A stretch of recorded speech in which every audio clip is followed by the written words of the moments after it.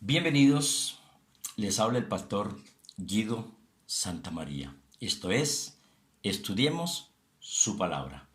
Siguiendo el tema de la iglesia en su casa, hoy estudiaremos el ministerio de Jesús en las casas. Es importante observar que siendo Jesús muy pequeño, recién nacido, en su propia casa tuvo una visita muy especial. Especial porque dicha visita fue de unos magos, llamados también astrólogos o sabios. Estos se presentan en la casa de Jesús y le ofrecen de sus tesoros o cofres oro, incienso y mirra.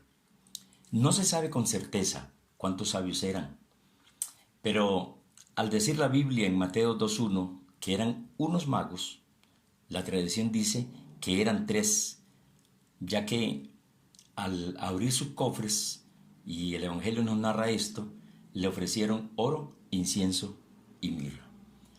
Hay algunos comentaristas que nos dicen que el oro representa su realeza, Jesús es rey.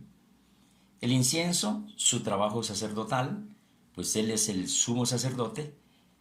Y la mirra, lo que representa acá o simboliza es su muerte, para embalsamar, qué sé yo. Pero amén de todo esto, lo que se rescata acá es que fue en la casa de Jesús, en su propia casa, donde se desarrolló toda esta escena.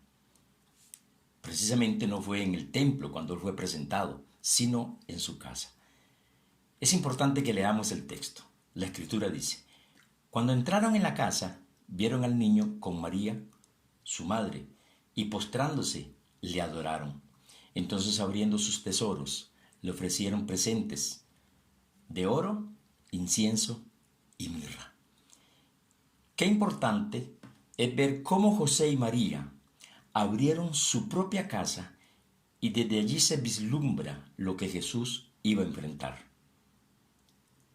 Pedro fue otro que abrió su casa a Jesús para que éste siguiera activo en su ministerio.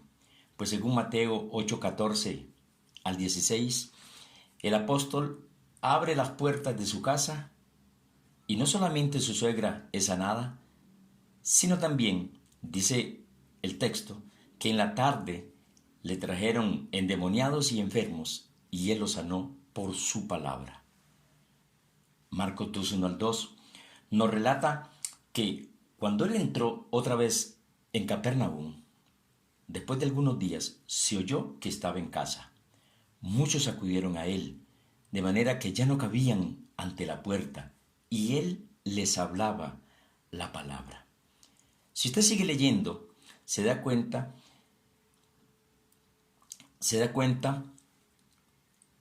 que unos hombres también le trajeron un paralítico, inclusive tuvieron que hacer un hueco en el techo para que Jesús sanara a su amigo.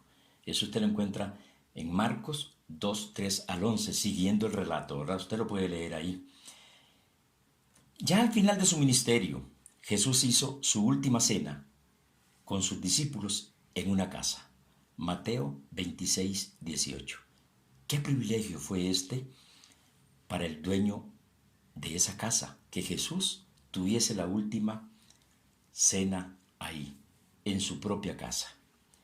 Resumiendo, y para ir finalizando, vamos a decir que fue en la casa de Jesús donde él, recién nacido, ahí le rindieron adoración.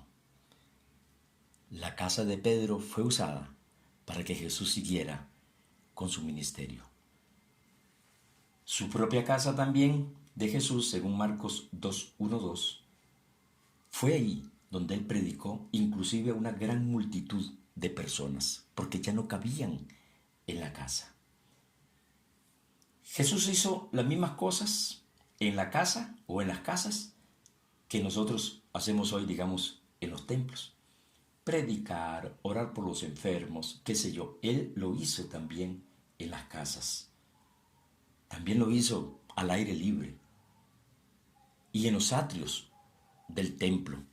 Entonces debemos de entender y comprender que estos son oportunidades que se nos presentan hoy para que el Evangelio entre en nuestra casa, nosotros podamos abrir nuestras casas y poder también predicar su palabra ahí, enseñar su palabra ahí, en nuestro hogar, en nuestra casa. Esto es importante para nosotros que lo entendamos hoy. Dios les bendiga, le habló el pastor Guido Santamaría.